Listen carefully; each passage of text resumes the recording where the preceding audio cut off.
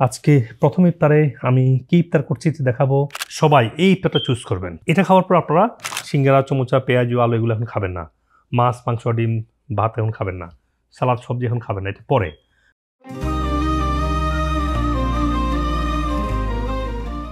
আসসালামু আলাইকুম ওয়া রাহমাতুল্লাহি ওয়া বারাকাতুহু। সুপ্রিয় ভাই বোনেরা, আজকে প্রথম ইফতারে আমি কি ইফতার করছি দেখাবো এবং আপনাদের যাদের বিভিন্ন স্বাস্থ্য সমস্যা আছে, কোন স্বাস্থ্য সমস্যার জন্য কোন ইফতারটা করবেন সেটা আপনাকে আমি স্টেপ বাই স্টেপ এবং ইফতারের বিভিন্ন টাইপ দেখিয়ে আপনাদেরকে আমি বুঝিয়ে বলবো। সো আপনারা যাদের বিভিন্ন সমস্যা আছে, ইফতারটা আপনারা কীভাবে পার্সোনালাইজ বা কাস্টমাইজ করবেন। চলুন শুরু করি। তো আমি কি ইফতার তৈরি করেছি প্রথমে দেখেন, আমি প্রথম জুসটা বানিয়েছি। এই জুসটা বানিয়েছি কি দেখেন, এর মধ্যে ইসবগুলের বসি, চিয়া সিড দিয়েছি। আবার যাদের চিয়া সিড সমস্যা হয়, যেমন autoimmune disease, major metabolic issue, তারা আবার চিয়া সিড খাবেন না, শুধু ইসবগুলের বসি দিবেন। তার মধ্যে আমি 2 টেবিল চামচ অ্যাপল সাইডার ভিনেগার দিয়েছি এবং একটা পুরো লেবু দিয়েছি এবং মধু, যেটা খাঁটি মধু অনেকের ক্ষেত্রে সমস্যা হয়, যেন এই জন্য আমি খাঁটি মধু নিয়ে এসেছি আপনাদের জন্য। এই খাঁটি মধুটা কেবল ব্যবহার করবেন। এই মধুটা আমি দিয়েছি পুরো 1 টেবিল চামচ। আপনারা যাদের ডায়াবেটিস সমস্যা নাই তারা 2 টেবিল চামচ দিতেও পারেন। এবং সুন্না ইফতার যেটা 3টা খেজুর নিয়েছি এবং সুন্না পানি, এবং আমি সুন্না দুধ নিই নাই, কারণ দুধটা আজকে পিওর দুধটা পাওয়া কঠিন। স্পেশালি ব্যস্ত জীবনে আমার জন্য একদম ফার্ম থেকে দুধটা নিয়ে আসা অনেক কঠিন। আপনারা জানেন যে দুধগুলা শেলফে আছে, ভিটামিন ডি, অর্গানিক, পেস্টোরাইজ, ক্যালসিয়াম, এগুলো ডেঞ্জারাস। এগুলো জাস্ট বলা হচ্ছে নাম খাওয়া আসছে, আসলে কিন্তু এগুলা রিয়েল মিল্ক না, এগুলো পেস্টোরাইজটাকে ভালো বলা হলেও এটা আসলে ডেঞ্জারাস, এটা আপনারা জানেন, আমি একবার বলেছি। তো ওই দুধটা বাদ দিলে দুধ খাওয়ার সুযোগ নেই এই মুহূর্তে। আমি পানি আর এখানে অ্যাসিড কেন দিয়েছি, অ্যাপল সাইডার ভিনেগার অ্যাসিডটা দিয়েছি। গুড ব্যাকটেরিয়া সে ব্যাড ব্যাকটেরিয়াকে মেরে ফেলবে, গুড ব্যাকটেরিয়া আরও গুড ব্যাকটেরিয়া গ্রো করবে। অ্যাসিড আছে, অ্যাসিড এনজাইম ফাংশনটাকে অ্যাক্টিভেট করবে, অ্যাসিড পিএইচটাকে ব্যালেন্স রাখবে। তারপরে আর কি আছে, পিঙ্ক সল্ট। কেন পিঙ্ক সল্ট? আমরা সারাদিনই রমজানের যে লবণ শূন্যতা বা পানি শূন্যতা, বা আমি যে সারাদিন ধরে শরীরে পানি শুষ্ক দেখিয়েছে, এটার অভাব পূরণ করার জন্য লবণ প্রয়োজন। কারণ লবণই শরীরের কোষের মধ্যে পানিটাকে ধরে রাখে, আদারওয়াইজ আপনার বাথরুমে চলে যাবে। তো আপনার এটা খেয়াল রাখতে হবে যে লবণ শূন্যতা, পানি শূন্যতা দুটোর জন্য লবণ পানি দুটো লাগবে। মধু দিয়েছি, কুইকলি লট অফ নিউট্রিশন পেয়ে যাবেন মধুর। এবং ডেটসের মধ্যে পুষ্টির বা সবগুলো উপাদান মানুষের যা প্রয়োজন বলতে পারেন আপনি, প্রোটিন, ফ্যাটি অ্যাসিড, তারপর মিনারেল, ফাইবার, এনজাইম, যা প্রয়োজন সবই আপনি একসাথে লোড করা একসাথে পাবেন দুটার মধ্যে। তো বাদাম রাখতে পারতাম, বাদাম আমি রাখি না ইউজুয়ালি। এই হচ্ছে আপনার ইফতার। আর ফ্রুটসের মধ্যে আপনি একসাথে ডিফারেন্ট কালারফুল ফ্রুটস রাখতে পারেন। আপনি আপেল, অরেঞ্জ, ম্যাঙ্গো রাখতে পারেন, বাট আমি আজকে রেখেছি পাইনঅ্যাপেল, স্ট্রবেরি এবং ব্লুবেরি। তাহলে ফ্রুটসটার মধ্যে প্রচুর ভিটামিন পেয়ে যাচ্ছি আমি একসাথে, মিনারেল, তার মধ্যে কিছু ফ্যাটি অ্যাসিডও আছে, কিছু ওমেগাও আছে।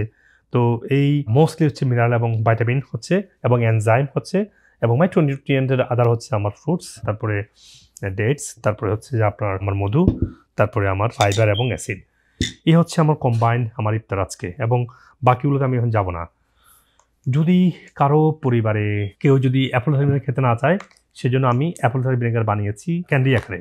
তো ক্যান্ডি কেন বানিয়েছি, অনেকে অ্যাপল সাইডার ভিনেগার খেতে গন্ধ লাগে, খেতে পারে না, বা অনেক বাচ্চারা খেতে যায় না। আপনার ছোটো বাচ্চাকেও, স্পেশালি অটিজম বাচ্চা যারা আছে, অটিজম বাচ্চাদেরকে অবশ্যই অ্যাপল সাইডার ভিনেগার গামি দিবেন, কারণ মেটাবলিক হচ্ছে একটা মেজর ইস্যু অটিজম বাচ্চাদের জন্য। এনিওয়ে, বাজারে কোথাও আমি অ্যাপল সাইডার ভিনেগার গামিটা সুগার ফ্রি না পেয়ে আমি আপনার জন্য সুগার ফ্রি বানিয়েছি, আলহামদুলিল্লাহ। আর দেখেন, আপনার সারাদিন রোজা রাখার পরে যে আপনার প্রচুর পানি শূন্যতা, আপনার অর্গানগুলো ডিহাইড্রেটেড, ডাইজেস্টিভ জুস তৈরি করার জন্য যে অর্গান ফাংশন সেটা আপনি থাকবে না।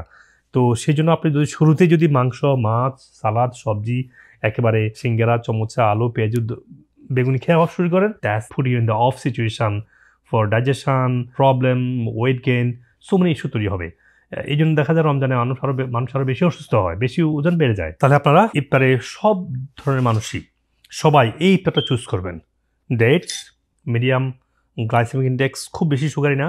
ডায়াবেটিক পেশেন্ট অল্প খেতে পারেন, কিডনি পেশেন্ট অল্প খেতে পারেন, এবং ব্লাড প্রেশার পেশেন্ট তো খেতেই পারেনি। আর অন্যান্য সব রোগীরা এটা ডেটস খেতে পারেন। শুধু কিডনি এবং ডায়াবেটিক পেশেন্ট একটু কম করে খাবেন। ফ্রুটসটা একই জিনিস, কিডনি ডায়াবেটিক পেশেন্টরা কম করে খাবেন। মধুটা ডায়াবেটিক পেশেন্টরা না খেলেই ভালো বরঞ্চ, কারণ আপনি এখান থেকে তো অলরেডি কিছু ফ্রুক্টোজ পেয়ে যাচ্ছেন, তাহলে এক্সট্রা ডাবল সুগার আপনি চাইবেন না। আবার ফ্রুটস একটু খাচ্ছেন। তো ইসবগুলের বসি, চিয়া সিড, তারপরে অ্যাপল সাইডার ভিনেগার, লেবু, লবণ একসাথে মিক্স করা, একটু আদাও দিতে পারেন, আদা, হ্যাঁ।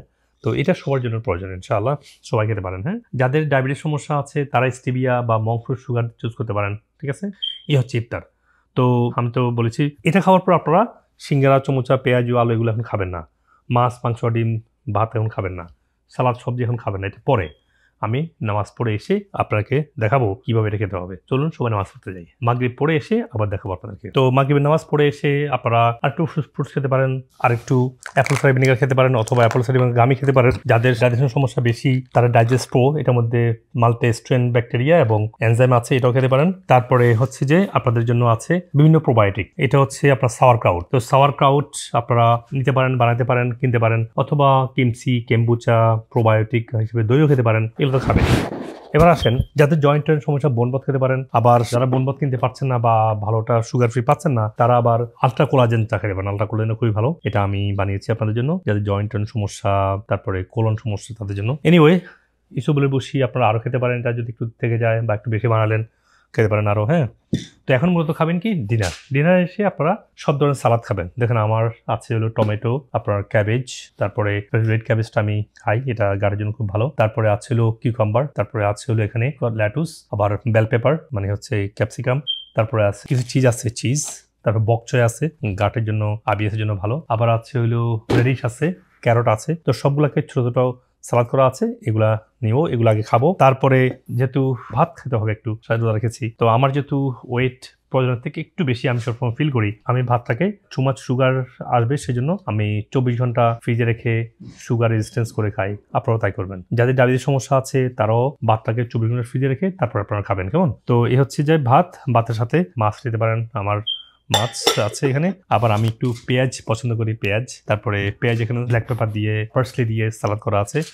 আবার মাংস নিব। তো আমি দেখানোর জন্য দুইটা করেছি। আমি যদি একটা প্রোটিন খাওয়ার চেষ্টা করি, প্রোটিন ফ্যাট তো একসাথে, তো আমি একটা খাই। তো আপনাদের যেমন দেখালাম মাছ বা মাংস, সাগরের মাছ এবং ন্যাচারালি গ্রোন মিট, যেটা আপনি পছন্দ করেন, এই হচ্ছে আপনার খাবার হবে। এবং এই খাবারের পরে আপনারা আর কোনোভাবেই অন্য কোনো খাবার খাবেন না। এটার পরে আপনারা চলে যাবেন হচ্ছে যে নামাজ পড়তে। নামাজ প্রচুর পানি খাবেন, তারপরে রাতভর পানি খাওয়ার চেষ্টা করবেন। নামাজ পড়ে এসে আপনারা যত সময় শুয়ে পড়বেন, আর্লি উঠে যারা ব্যায়াম করার করবেন, তাহাজ্জুদ পড়বেন, কোরআন পড়বেন, তারপরে সেরি খাবেন। সেরিটা লাইট খাবেন, বারবারই বলেছি। সেরি খাওয়ার ক্ষেত্রে সেরি সবচেয়ে আগে হচ্ছে ফ্রুটস, ডিম, তারপর হচ্ছে যে দই, ইয়োগার্ট এবং বিভিন্ন ধরনের প্রোবায়োটিক খাবেন, কিমচি, সাওয়ার ক্রাউট, কেম্বুচা এগুলো খাবেন। আবার সেরিতে এসে মাছ, মাংস, সালাদ এগুলো দিয়ে দেওয়ার দরকার নেই। If you want to get energy, যদি সারাদিন ভালো থাকতে চান। আর সারা রাত পানির মধ্যে একটু পিঙ্ক সল্ট দিয়ে খাবেন, কারণ সারাদিন পানি ধরে রাখার জন্য একটু লবণ প্রয়োজন হয় শরীরের মধ্যে। আপনি সারা রাতে অন্তত 1 চামচ এক্সট্রা, 1 চা চামচ এক্সট্রা লবণ খাবেন। 2 চামচও খেতে পারেন, কোনো অসুবিধা নেই। আর যাদের ডায়াবেটিস আছে বা ব্লাড প্রেশার যাদের আছে, তারা একটু দেখবেন যে 1 চামচ খেলে ব্লাড প্রেশার বেড়ে যায় কিনা। সেক্ষেত্রে অবশ্যই অত বেশি খাবেন না। এবং সাপ্লিমেন্টগুলো এই সময় নেবেন। যারা রোজা রাখবেন সাপ্লিমেন্ট খেতে পারেন ঘুমানোর সময়, তারাই পরে এসে, এবং ঘুম থেকে উঠে খালি পেট থাকবে তখন খেতে পারেন। ভরা পেটটা আপনারা নামাজ পড়ে এসে বা নামাজ পড়ে যাওয়ার সময় খেতে পারেন। তাহলে খাবারের একটু পরে আমাদের ভরা পেটের মেডিসিনগুলো খেতে হয়। ওমেগা খেতে পারেন খাবারের সাথে সাথে, বাকিগুলো খাবারের 1 ঘন্টা পরে খাওয়া ভালো। যখন পেটে একটু খাবার আছে বা পেটটা অনেকটাই খালি হয়ে গিয়েছে, তখন আপনারা রাতের খাবারের পরশগুলো খাবেন। যদিও আমি সবসময় আপনাদেরকে ন্যাচারাল মেডিসিনগুলো 2 বার খেতে বলি, সকাল বিকাল। এখন আপনারা যেটা করবেন, ডিনারের পরে তারাবির সময় একবার, আবার ঘুম থেকে উঠে আরেকবার খাবেন। তখন হালকা একটু খেয়ে খাইলেন, ঠিক আছে? তাহলে 2 বেলা, দিনে সকাল বিকালেরটা, সন্ধ্যা এবং সেরির সময় 2 বারে সাপ্লিমেন্টগুলো খাওয়া হলো। চেষ্টা করি সবগুলো বুঝিয়ে বলার জন্য। আর যারা অটোইমিউন ডিজিজ, তারা অ্যানিমাল প্রোটিনটা কম খাবেন। যারা ব্লাড প্রেশার আছে তারা বেশি সালাদ খাবেন, বেশি এগুলোকে জুস করে খাবেন। যাদের মেটাবলিক বেশি সমস্যা, সালাদ খেতে পারেন না, তখন আইবিএস আছে, তারা হয়তো রান্না করা সবজি খাবেন। যাদের লিভারের সমস্যা, জুস করে খাবেন। ডিপেন্ড করছে কোনগুলা, সালাদগুলো কিভাবে খাবেন। হ্যাঁ, আর ফ্রুটস রমজানের সময় সবাই খেতে পারেন, একটু অল্প খাবেন। যদি মেটাবলিক ইস্যু বা বেশি ডায়াবেটিস থাকে সেক্ষেত্রে ফ্রুটসটাকে কম খাবেন। মেটাবলিকের ফ্রুটসের সমস্যা হয় না, কারো সমস্যা হয়, সমস্যা হয় খাবেন না। তো আশা করি বুঝতে পেরেছেন বিভিন্ন ক্ষেত্রে কিভাবে দেখবেন। সবাইকে রমাদান করিমের শুভেচ্ছা। চেষ্টা করবো যেটুকু প্রসঙ্গ আসে আপনাদের সাথে শেয়ার করার জন্য, ইনশাআল্লাহ। আসসালামু আলাইকুম রহমতুল্লাহ। আপনি যদি আমার ভিডিওগুলো লাইক করে থাকেন, সবার সাথে শেয়ার করবেন এবং কমেন্ট সেকশনে আপনার প্রশ্ন এবং শারীরিক সমস্যাগুলো লিখবেন।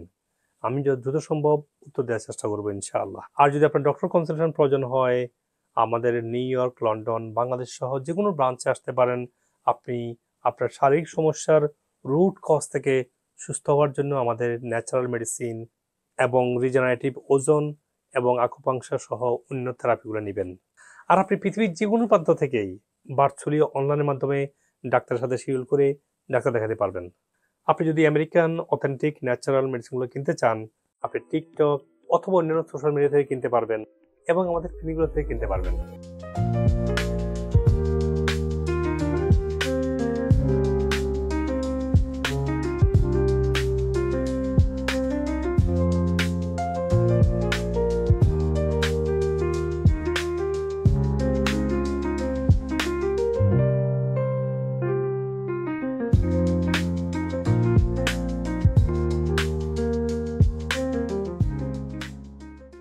Thank you. আসসালাম।